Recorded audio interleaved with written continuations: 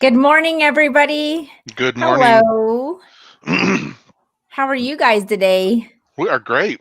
Sorry, I had to turn my Good. camera off because I'm I don't. stuffing my face. Yeah, I don't think I can handle the talking pineapple. It's very bothersome.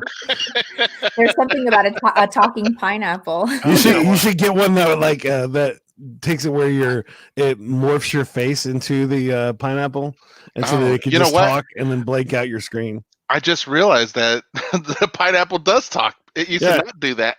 No, it's great. Hilarious. Jamie, if we had that feature that could turn you into a potato, or instead of a potato, a pineapple, like that pineapple. one Zoom meeting. I love it. I love it.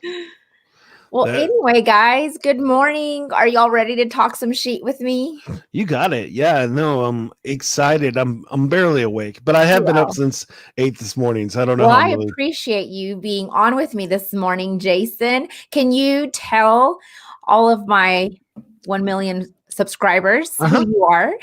Well, my name is Jason or Scout. I have my own podcast called Flows for You, and I do that. I work with Trey, if you've heard of that guy before. So, but I've been a professional rapper for 20 years, and I'm a kids musician. I teach kids how to rap, and I have stuff like that, and I do all kinds of stuff, make some videos, and I'm just a random person. So. And Jason did my video. Is that right, Jason? I did do that. Are so talented. Yay. And Jason, tell me a little bit about your crime junkie. Are you a crime junkie by association? So here's the truth. My wife is a crime junkie and she loves watching those shows. And the truth is I have to rebuke her often. Be like, honey, do not watch a murder mystery while I'm sleeping, because I will have dreams about murdering you. And I've had them where it's where she just strangles me in my sleep, and I'm like, can we just watch something happy while I go to sleep? You can turn it back on while I'm sleeping, that's fine, or beforehand, but don't do it while I'm trying to go to sleep. It's just not. Brother, I am right there with you, okay? Yeah. I'll have it in the waking times too, though. I've been psyching myself up. So, Sandy, I've been watching and listening to What We Need To Saturday mornings when there's light outside. When I feel more safe. That's funny. So, yeah.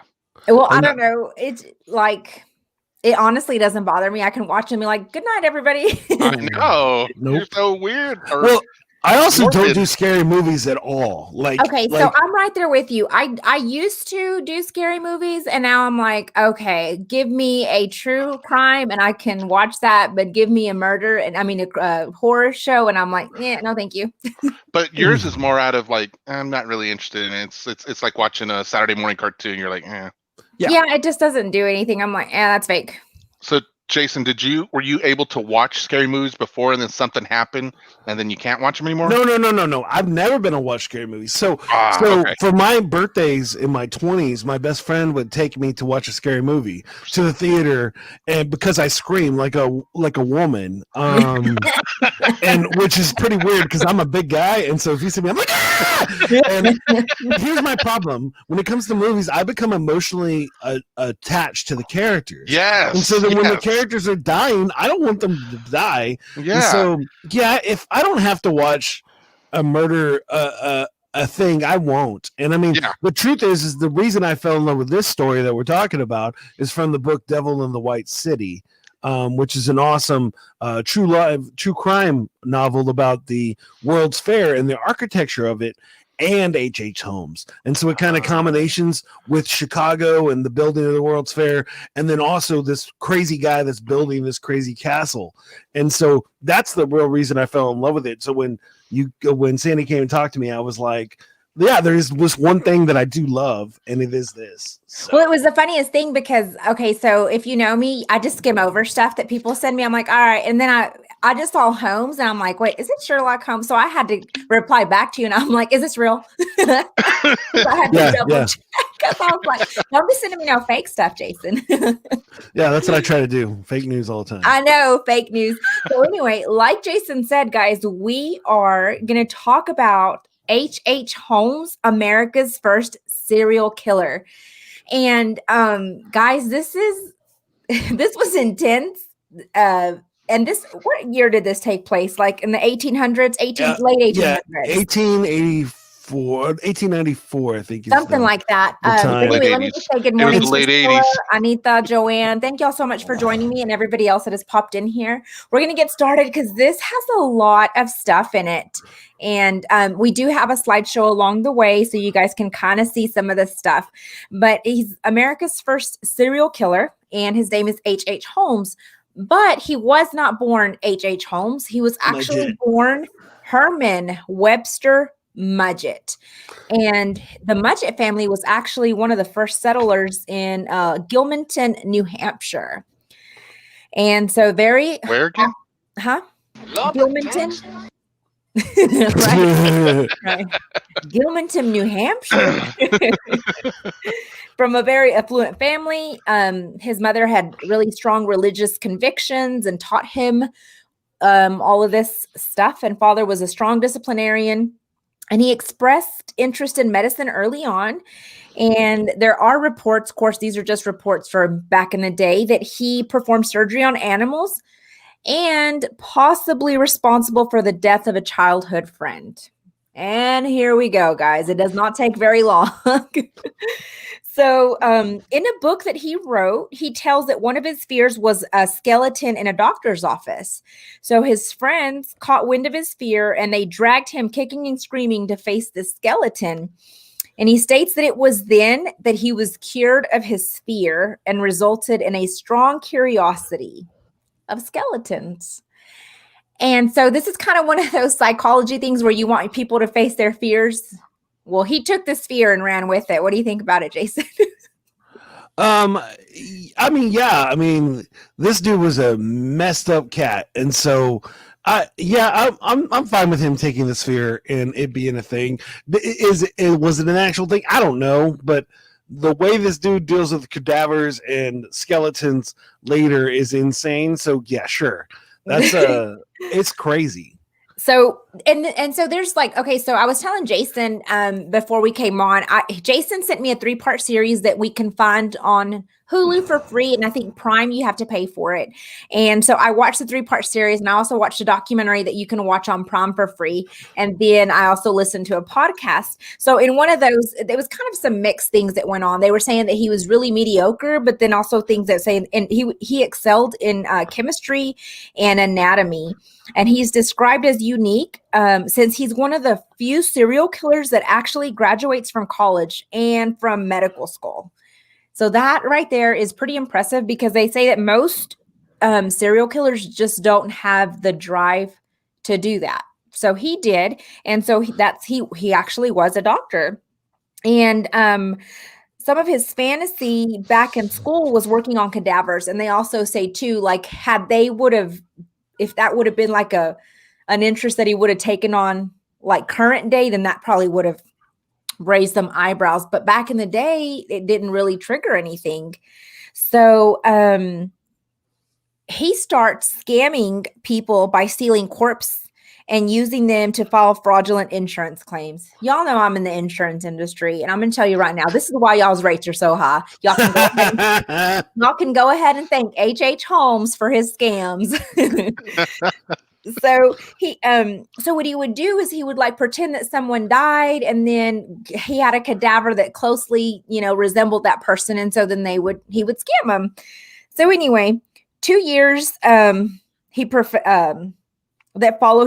his skills, and he travels, guys. He goes around lots of states in the Midwest, and he works as a drugstore clerk, an asylum attendant, a teacher, and a doctor. So he's like honing in on his skills. He changes his identity to keep from being caught with all of his fraudulent stuff. So he's constantly changing his name. And so anyway, at this point, he becomes H.H. Holmes. And I don't guess I realized Chicago had some. I mean, I knew that Chicago had some really bad fires. Do we know what caused those fires? Just any back history on that, Jason? No, I mean, they believe that some of the fires, again, it was really crazy place at the time. But a lot of the times they believe that the fires were arson, or they were different things like that. And so again, everybody was trying to take advantage of the situation. But when it comes down to it, Chicago was a crazy place, but it's what made the perfect epicenter to build the World's Fair. Is one of the reasons why it was so easy for him to kill. And so it's interesting because of all of the fires and all the stuff that had happened. It actually made it a perfect place to build something big and fancy. Right. These are like prime breeding grounds for him. So kind of to tack on to that, it was a lot of weather also. Okay. So because there was a lot of building going on, a lot of wood being used to build stuff. There was a lot of dry heat. It was mild weather. There wasn't a lot of moisture in the air. That even says that it started in the southwest of the city center. And so because of that, whatever initially started the fire, it was just easy to start burning everything. After the initial, it was just everything was just going to catch on fire kind of thing. I gotcha.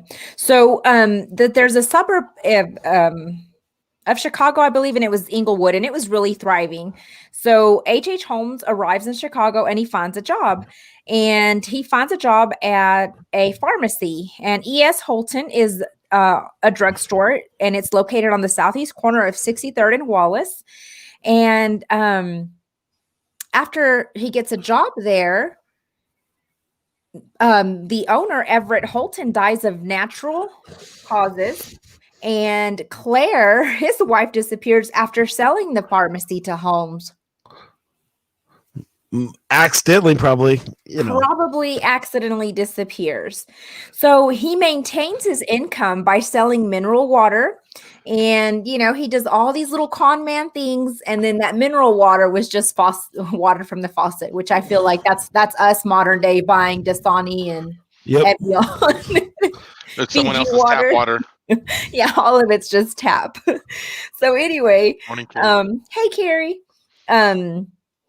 August 1888, while Holmes is protecting his plans, Jack the Ripper is across the pond murdering and mutilating sex workers. So everybody in America is like, well, thank God he's not here. Lo and behold, they have no clue that H.H. Holmes is about to do his thing.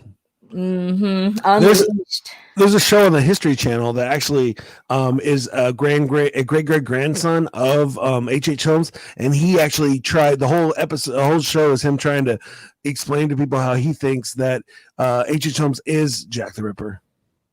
Really? Yeah, it's like a whole show. That's interesting. Yeah.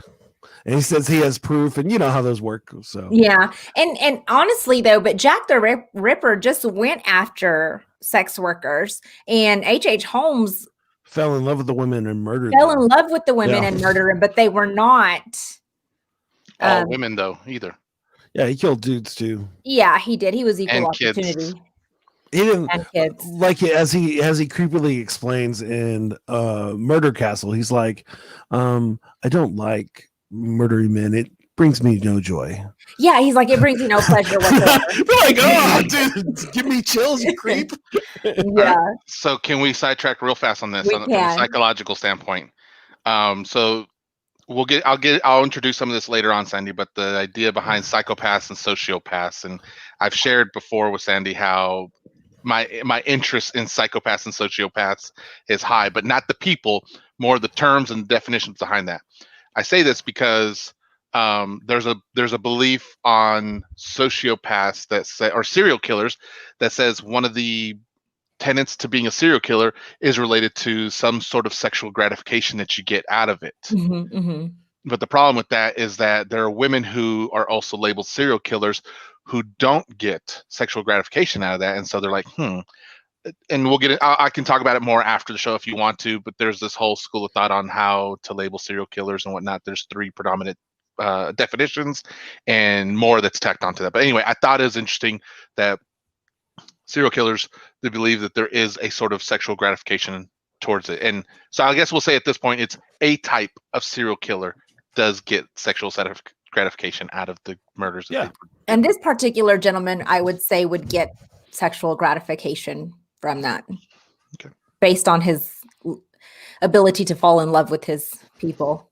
So, okay, so let's go back. So the building, so this 63rd and Wallace, he starts building, right? And it is huge. And so basically the residents, they nickname it the castle. So originally it's just the castle. Later on it becomes the murder castle. So he has a constant turnover of employees. He hires and fires because he didn't want to pay them. So, and another thing too is that he didn't want anybody to really know what the finished product was going to be like. So in his construction of this building, like he would have somebody put up a wall and then he'd let him go. And then he'd have somebody else do something else and then he'd let him go. Y'all, I don't know. Y'all know last week I did a show on evil genius, and really turns out that nobody there was actually a genius. They were just evil. This guy, I'm going to go ahead and say he was an evil genius. Sure. If you watch the show, you were like, how did he even think of stuff like this to do? So he bought a lot of things on credit and he never paid them. And had Credit Karma been around that time, he would have had a really low score. Yeah, it would have been bad for him. Well, and one of the things he did is he always got it under other names other than his suitor. So then when the creditors came, he'd be like, "Yeah, no, my boss sucks, dude. I apologize.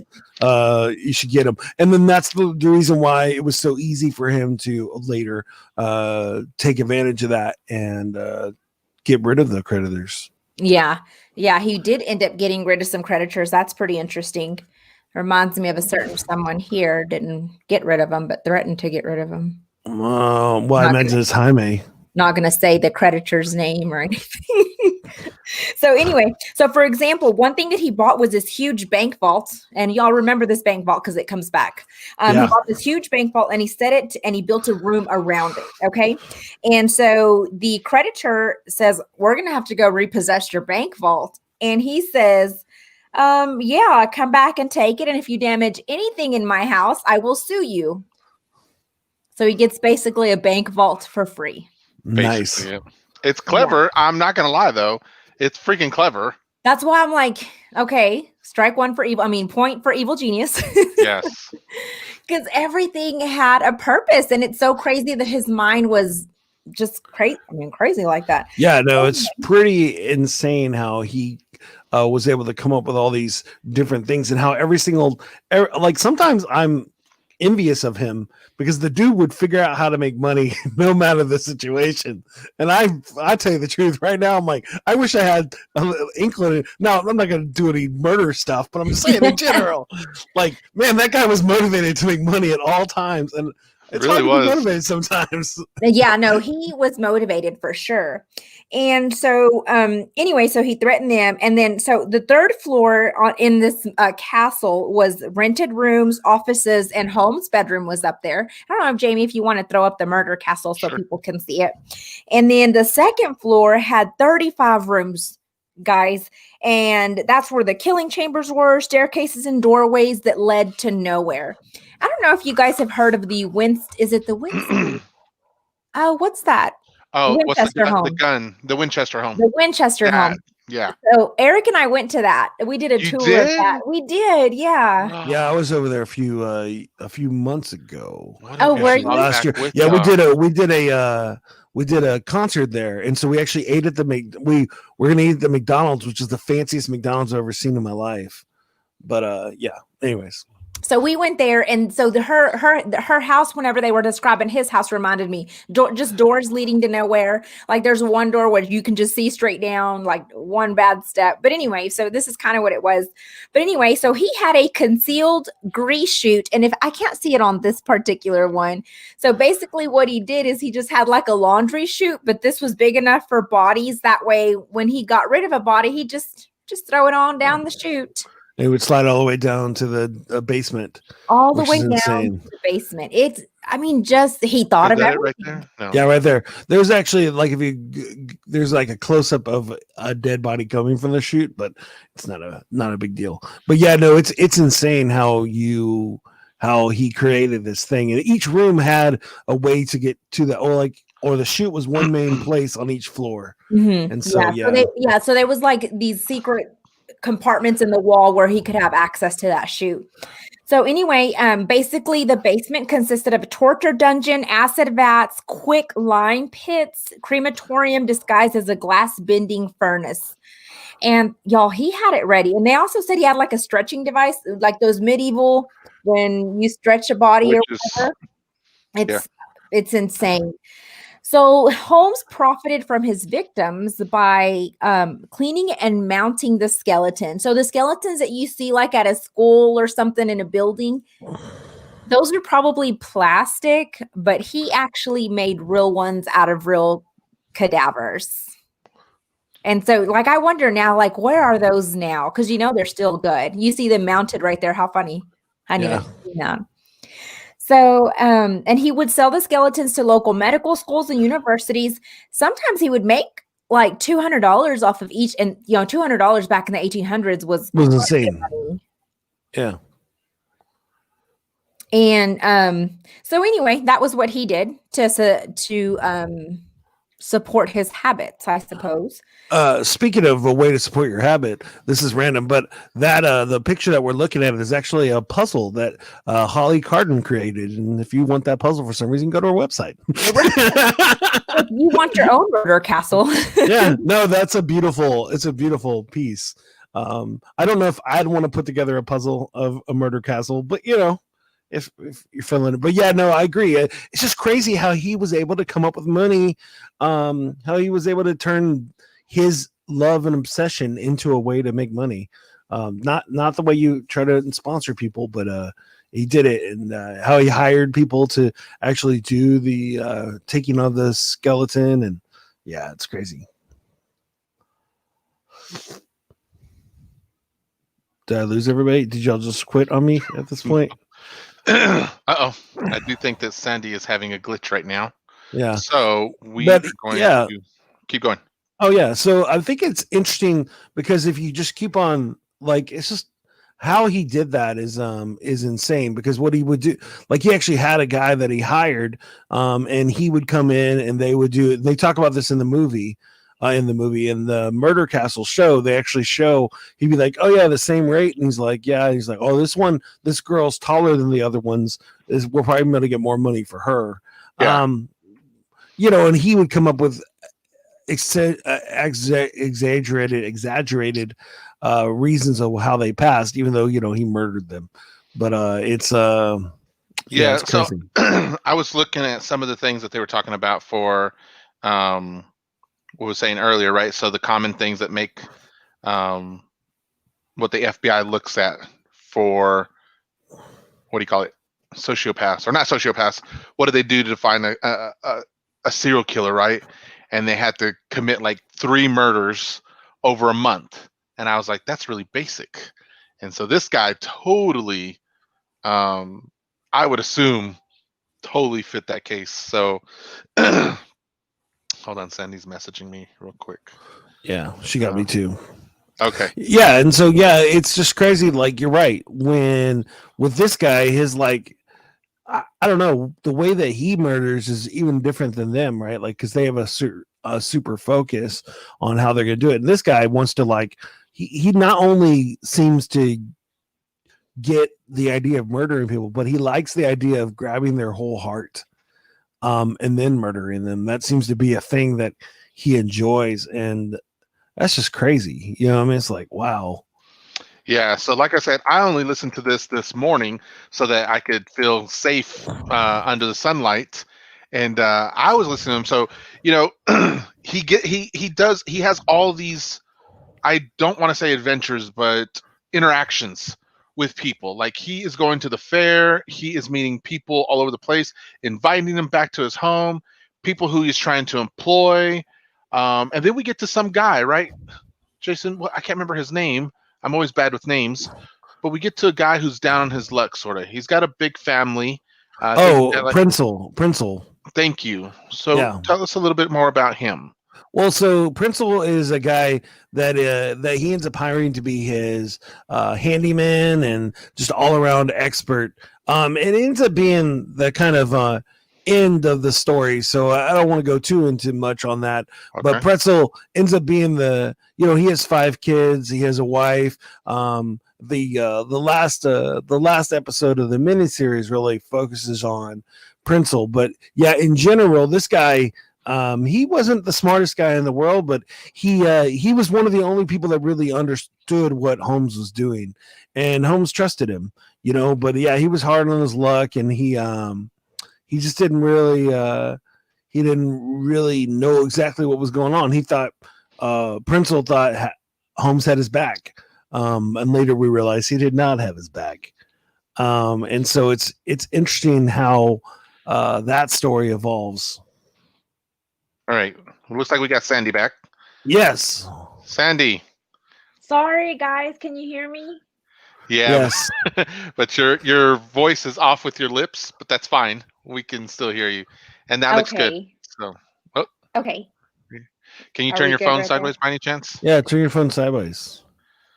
There we go. Better. Okay. Sorry about that. My router just turned off. It's really weird. It decided to say peace. I know. So where were we? We were just talking about the I ought to be honest. We kind of skipped all the way to the end to Prinzel, so we can go back. I tried to stop him, but it was what we had.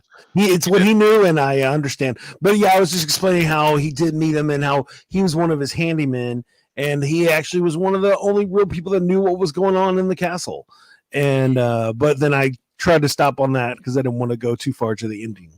Okay, so yeah, perfect, because that's where I was thinking. So he arrives in 1889, and he's an alcoholic, and he has like a family of 5 to support, and he's got like a bad streak of luck when it comes to the jobs.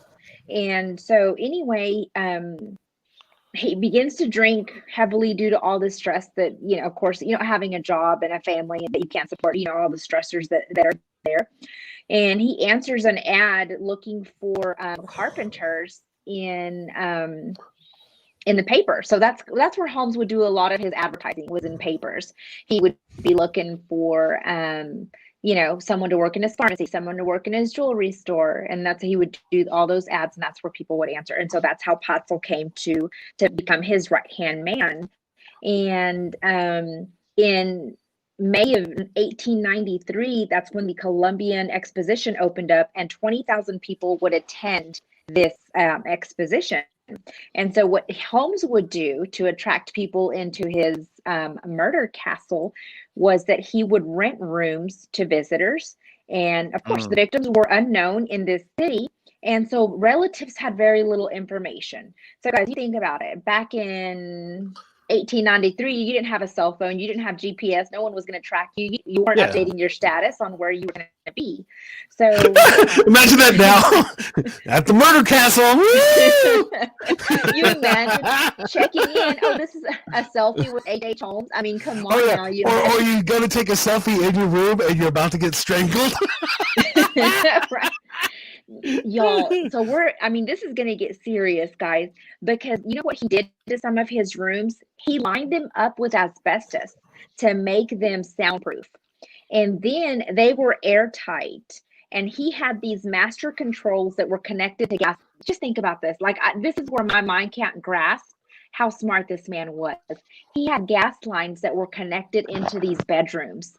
And so what he would do when he was just ready to off somebody, he would turn on those gas lines and watch them die. Like, it was like he's looking, some of the depictions show him looking through peepholes, and they're just like, hey, let me out. And they're just dying. And he loved and he enjoyed watching them die.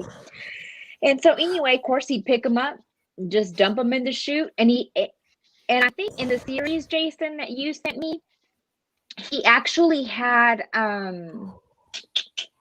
he actually had like someone that would assist him and basically butcher up the bodies and clean up for the skeleton. Yeah, so he had he actually and had. It wasn't Pitezel. No, it wasn't Pitezel. It was Chirpman. I'll have to look it up, but he had 2 other people that he paid to do things like clean the skeletons and we'll just call him Churchill for the moment. And he ends up being one of the main dudes that does all because that was his job. His job was to he cleaned skeletons, and Holmes found out, and so he started paying him to actually do that for him. But yeah, it was not something that he did. It was something that he hired somebody else to do. So, and he wasn't squeamish at all. He was like, "Yeah, this is normal, no big deal." So anyway, at one point, not Peitzel, Holmes had 3 wives, and they all survived. Like none of them, he never murdered any of them. He would just murder these random strangers. So he had his one mistress. Her name was Julia Connor, and she winds up pregnant. And of course, she's like demanding that he marry her. And he's like, "Yeah, I'll marry you as long as I can perform an abortion." Yeah. And Julia, well, he doesn't say long as I can perform it at the beginning. He's like, "Hey, long as you get an abortion." And he's like, "Oh yeah, by the way, I'm going to do it because I love you." I love you, and this is true love, and so this is what we're going to do. So anyway, Julia and her daughter were never heard from again. Okay, and of course, then there's a skeleton that goes for sale on eBay. No, I'm just kidding, not on eBay. Yeah. Then comes Emmeline Segran, and she becomes another mistress. And after proposing, he sends her into his free bank vault. Y'all remember the bank vault? And he said, "Hey, grab me a checkbook." And he locks her in there, and she dies a very slow death. Yeah. And and her, she was like one of the most smartest of his victims, and so she actually kept in touch with a lot of her family members, and this causes H.H. Holmes some issues here in the future after this happens. But yeah, she the idea is, imagine dying inside of a bank vault. Like, that's rough, especially from a guy that you thought that loved you, that wanted to marry you, and that you had the ring and you had everything, and it's like, no, by the way, I'm gonna stick you in here and you're gonna die by losing. And then in the show, he goes, "Man, she was very, very," again, by the way, if you watch this Murder Castle, the guy that plays H.H. Holmes is amazing. That guy is great. Like, he is scary. Like, if I met him in real life, I'd probably be scared and run away because he's so good. He's just like, she took longer than normal to die. And it's like, oh, dude. He was like super calm about it. Yeah, just a little bit longer than normal, but she was strong. She was a tough one. She fought for a while. And you're like, what? Yeah. Like, so wow. Anyway, like Jason said, she actually kept in touch with people. So this was kind of the start to where someone was actually looking for her. Like, my best friend is missing type deal. Okay. This is almost like the best friend on Chris Watts. If y'all remember that best friend that knew everything about Shanann. So anyway, let's see, where were we? Okay, so she goes into the vault. Several weeks later, the University of Chicago becomes the proud owner of a female skeleton. And what made this one very impressive was that she was like 6 feet tall.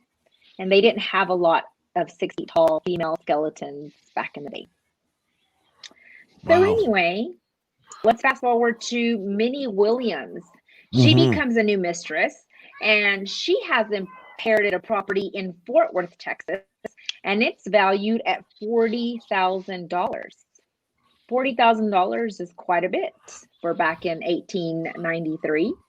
And she's murdered, and so is her sister, but only after she signs the property over.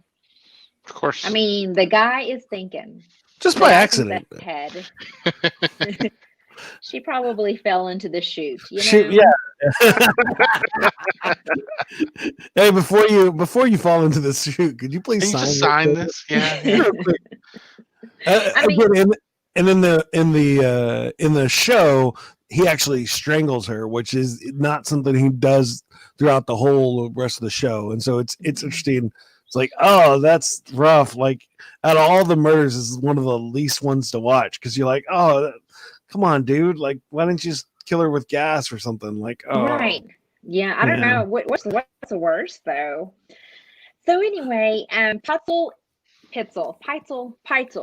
I call him Pretzel. I don't know. One of those words. They start arguing, and basically, in Holmes's eyes, he's outliving his usefulness. And so here we go. When your right-hand man tells you, Holmes persuades Peitzel's wife to pull out a $10,000 life insurance policy on him. And they're going to go splitsies on it. And he says, hey, this is what we're going to do. I'm going to find a cadaver that looks just like Peitzel. You don't have to worry about it. It's going to be perfect. We'll find this cadaver. We'll put him in there. You know, he'll go underground for a little bit before, you know, while they investigate. You know, no big deal. And so she finally agrees to it, but she was super hesitant. But they were also broke. And so I think that probably had a lot to do with her saying, okay, we'll do it. And so Holmes and Peitzel, they leave Chicago, and along the way they're committing frauds and using various aliases. And while they're in St. Louis, he tries to swindle a drugstore owner, and he winds up in jail. Okay, so this is the first time one of his attempts to swindle somebody does not go according to plan. And the second drugstore that he's tried to go after. Right. Remember, right. he did that, and yeah. Well, that's how he started his whole business. So yeah, his enterprise. Yeah. What H.H. Holmes Enterprises. Yeah. Carrie says, but did they get their policy through you? They didn't, because I would have asked a lot of questions, like how do you, and that's probably why we have a 50 degrees worth of questions when you write a life insurance policy, even an accidental policy. They ask you so many things. And then they were like, are you alive? And they're like, yes. Sweet. Here is your awesome policy. Please start, because in the long run, it was like you're just giving, it's free money to them in most situations at that time. It was like, oh, you're going to pay me monthly for a thing that's not going to happen, because that just wasn't something that, you know, but was very common. Yeah, for sure. Yeah. So anyway, so they're on their way to Pennsylvania, because that's where they're going to be ultimately, where they're going to buy the policy and get a room and blah, blah, blah. So anyway, Marion Husband is a notorious criminal, and he's also H.H. Holmes' cellmate. And Holmes tells Marion, for whatever reason, I guess inmates do that, they tell each other secrets. He tells him about his plot, and Marion says, I know a lawyer that can help you. And so Holmes promises him $500 for the credit referral. I mean, not the credit referral, for the referral. I'm still worried about his credit right now. The lawyer. The lawyer. Yeah.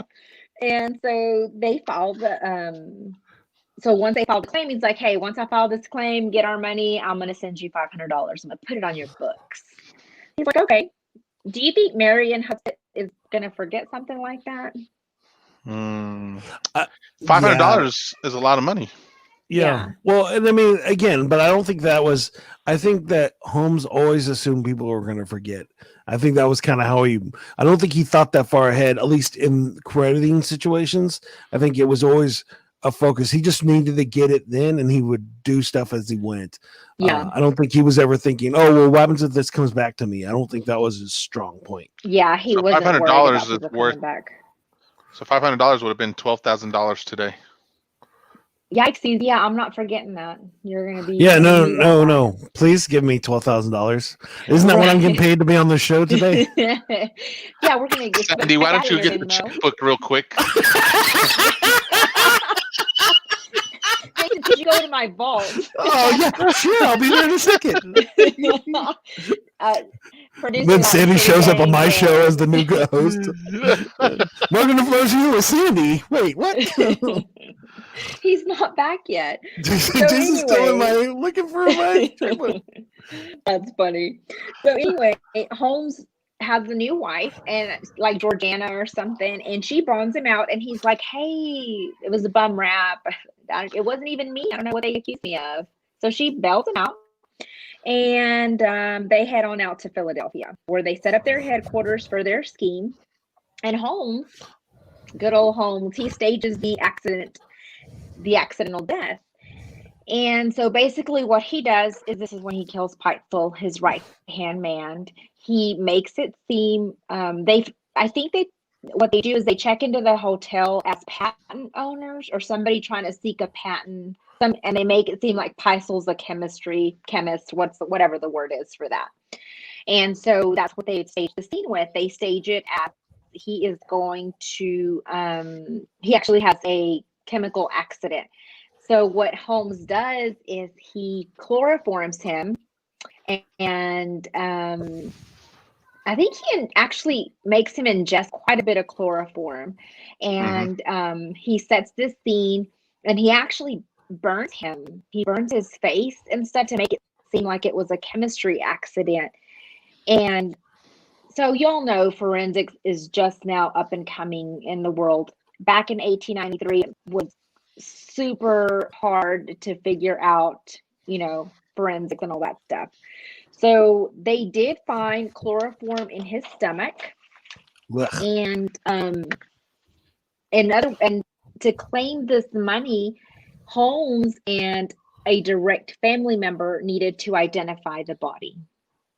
So what does Holmes do, Jason? So he does say, I said, the one thing is the way he got Pretzel into this is by saying he was going to cadaver. And so, but he obviously doesn't use a cadaver. He kills him.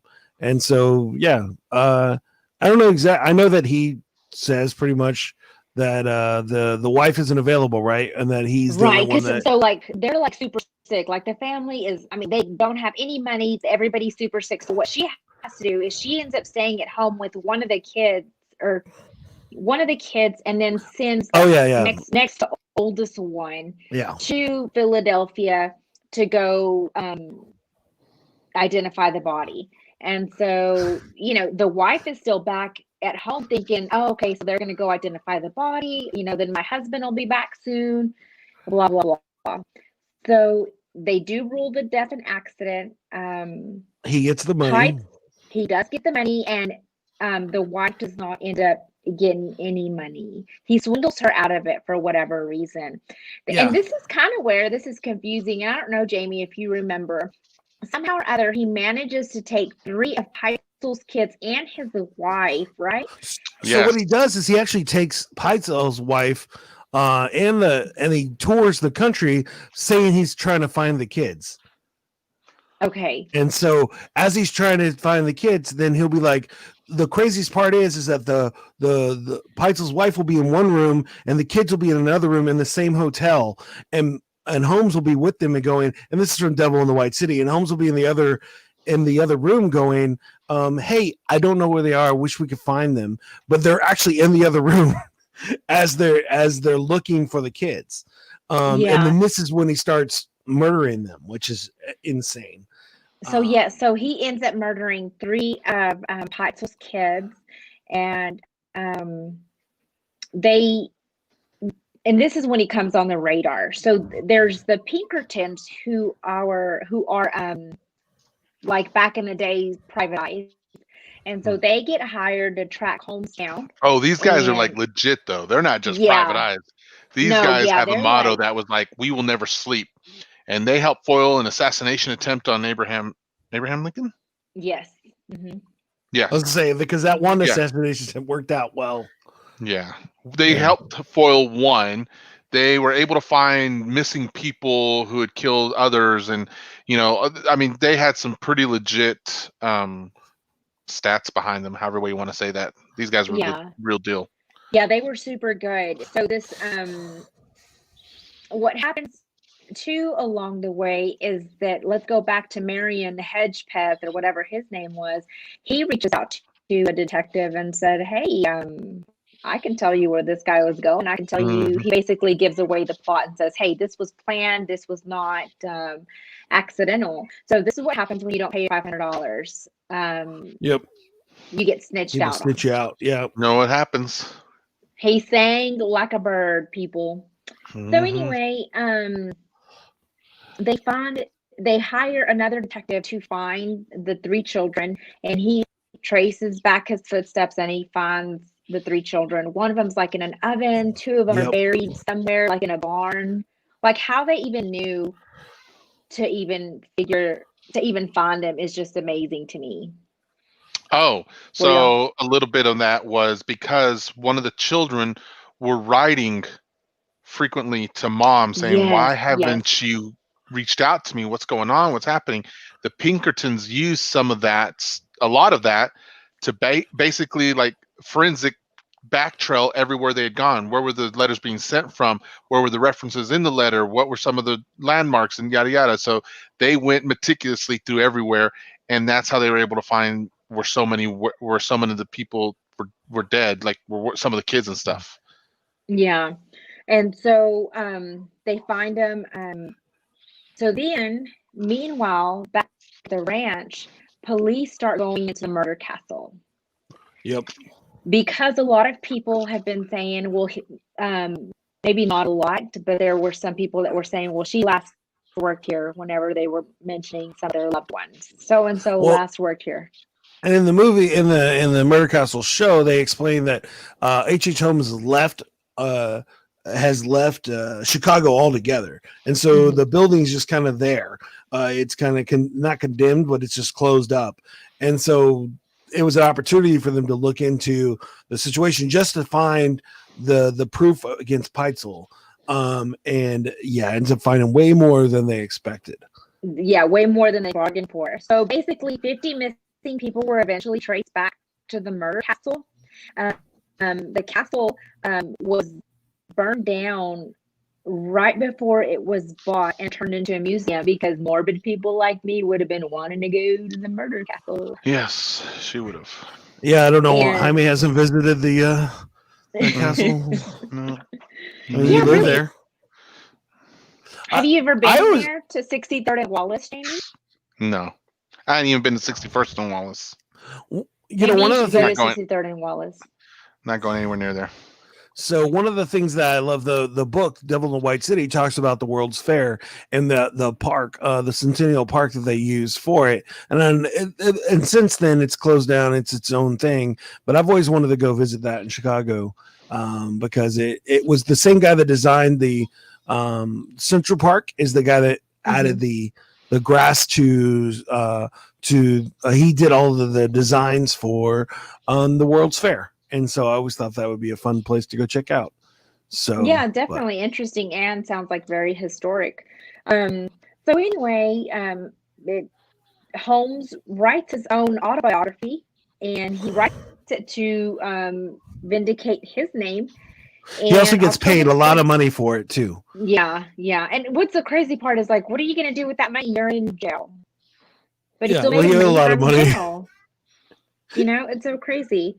So in October 28th, we're coming up on his anniversary, 1895, begins the trial of the century. So Holmes starts off with Beatrix, okay? He dismisses his attorneys, but after seeing that he's losing, he brings the attorneys back.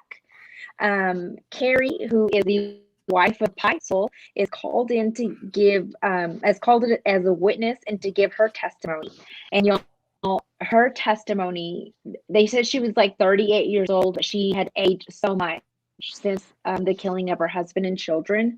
She breaks down. Her testimony affects everybody, and even the judge is seen blotting away tears.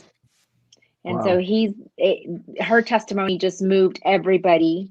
And all of a sudden, they bring in Holmes's current wife, and he has not shed a tear. He has not shown any remorse in the courtroom. But as soon as she bebops on in, he starts sobbing. He just is crying uncontrollably.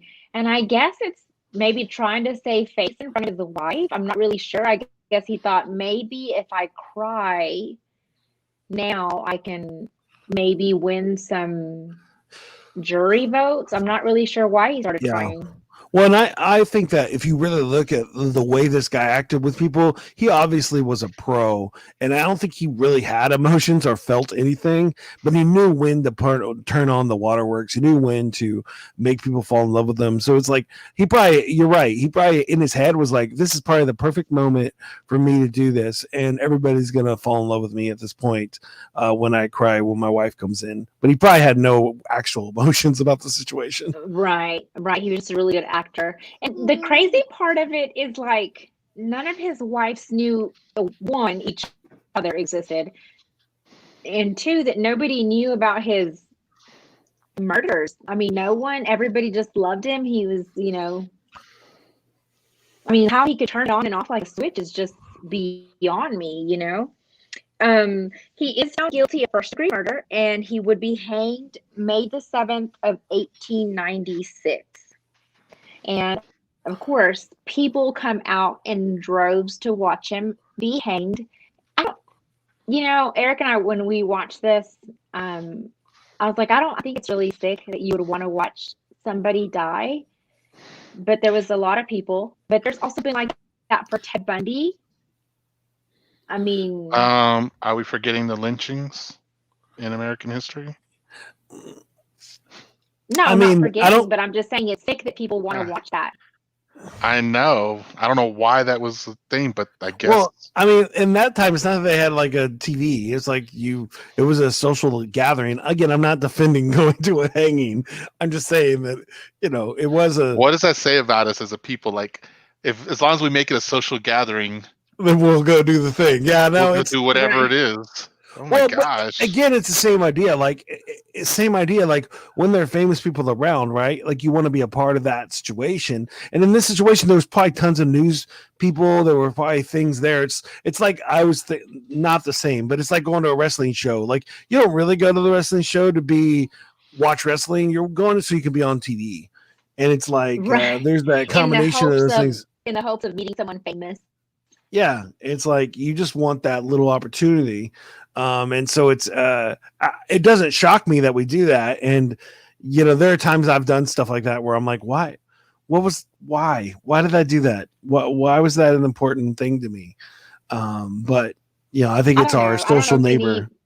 I don't know if any of that compares to actually watching someone be hanged. Like I said, you know, Ted Bundy, that people were outside, you know, waiting, and then they just cheered as soon as they said they pronounced him dead. I mean, well, you know, now that we're thinking about that, I guess it makes sense. Like if your loved one was one of his victims. Yeah, that totally makes sense. And but maybe all the other people it was that many to make a crowd, maybe? No, I imagine lots of people went. Oh yeah, but they only thought that at that time that he only had so many victims. It's not like everybody assumed that it was him. Well, I mean, 50. They confirmed 50, right? Or was that after his death? They confirmed 50, but they're like saying like it could have been up to 200. Yeah. Jeez. But then the thing is he's only in prison for one, and that's Pretzel. It's not even like any of the women that he murdered, none of that stuff. So the only people that would be there is the family, and he already killed half of his family away, which is terrible, but it's true. Yeah. And so I do think people went to go watch it just to watch it, which is jacked up, but you know. It's what it is. But yeah, it's crazy. So listen to this. A quote from his book. He believed his time in jail he was starting to look like the devil. And on the gallows, he recanted his confession 9 days before his 35th birthday. I mean, this fool was busy. He was only 35 and had done all these murders. And I mean, let's really look at the amazing man. He built an awesome castle and had some great businesses. Why don't you stop hating on him just because he murdered some people? Why don't you look at him as a successful American entrepreneur? How dare us just focus on the negative part of him? Terry asks, how far from Wrigley is the murder castle location? It's about 40 minutes away. Oh, how far is it? 40 minutes, 18 miles. Skip and a jump away. So there's Wrigley Field. Can you see that, Sandy? I know you're on your phone, so I don't know if you can tell that Wrigley Field's up here. I can see it. Mm-hmm. Okay. And then there's West 63rd Street. I was thinking he was going to be on the shore. I was like, man, that dude has a sweet location. No. So anyway. Well, you know what he did, according to the documentaries, he did have ideal locations for the exposition. Like he was just a walk away from the fair. Right. Yeah, I think the Centennial Park, I think it's what it's called, but it's farther down. Joanne says they should have used one of his torture devices on him. Just kidding. LOL. Oh, do you see how close it is to the airport? Not that they had an airport then, I'm just saying. Oh. If they did. But it's next door to the airport. Carrie's saying same as the Roman gladiator stuff. Too. Why? Yep. Mm-hmm. there's so many things. And here's the quote. And Jason, this was in the series that you sent me. One of the last quotes is, "I was born with the devil inside me." Yeah. Ooh, are you serious? He said that? Yeah, that right was at the end. And I told you that guy was awesome. Was that real though? Yeah. Like he did say that in his okay. He puts it in his book, as she said earlier, and then it's one of the, but yeah, in the actual in the movie or the miniseries, he actually goes, and it's like, I think right at the beginning of the trailer they say that, but it's like, yeah, he's like the devil inside me. It's like, well, he says that when his mom was giving birth, the devil was standing next to her. Hush. Like, it's creepy. Yeah. It's creepy what he says, and you're just like, what the world is going on? I mean, the idea to do this, to kill people, it's just insane. It's like, how could you fall? I'm like, I love my wife, but I never could go. I mean, she probably doesn't make me mad, but I'd never be like, oh, I'm going to murder you now. But I mean, that's the thing, Jason. He didn't murder his wife. Yeah, you're right. You're right. The mistresses. The mistress. See, look at him. Look at him being righteous. Right. What is that? He's just cutting it off. He's just following the scriptures. What's that thing say? Something about thieves, right? Honor among thieves. Yeah, he's just cutting off the thing that causes the sin. He has his own boundaries, right? He has his own things that he can't cross. Yeah. Like, you're lucky you married me. You have no idea. Right. Yeah, that worked out for you. Because in the miniseries, it's kind of like beat the devil out of him. I mean, he needed it beat, but it got hung out of him. Carrie. But so anyway, just an update here. It looks like our internet is completely out. We had an internet outage. I'm like, really? They couldn't wait up in here to be cutting it off. They had to cut it off. I know. Why'd they do that during the show? They're trying to stop the truth from being broadcast. They're trying to stop your show, Sandy. They're trying to stop you from talking shit. What the heck? I know. You don't pay enough to talk shit up in here. Yeah, luckily for you, I have an amazing internet situation, so we're good to go here at the Studio Ella Scout. So, but I'm glad your phone worked out. Really, and I feel like I'm kind of glitching out too here. I feel like I need to, but the guys, I do feel like I need to go find a green sheet or something and put it behind me so I can match y'all. I know, I'm so disappointed. Just look at my green sheet back here. Like, I'm trying not to move so you can't see my seam, but yeah, you can totally see it. You can't see my seam? That's hilarious. Yeah. It's all good. It's all good. But anyway, so guys, let me know what you think about H.H. Holmes. Let me know if you watch it. And thank y'all so much for these suggestions. So coming up for you guys, I'm going to have for Halloween, of course, I get to go live on, if I have internet, people, if I have internet. Halloween, we are going to be discussing the real Texas Chainsaw Massacre. So my friend that's coming on to talk sheet with me, she's actually going to talk about the movie part. And I'm going to actually talk about the real life guy. Dude, this one is crazy. And then also too, I love all the suggestions that y'all have sent me. I already have my show that I'm planning in November. I actually have a couple of suggestions that have come through, and they're awesome, and I can't wait to share those with you guys.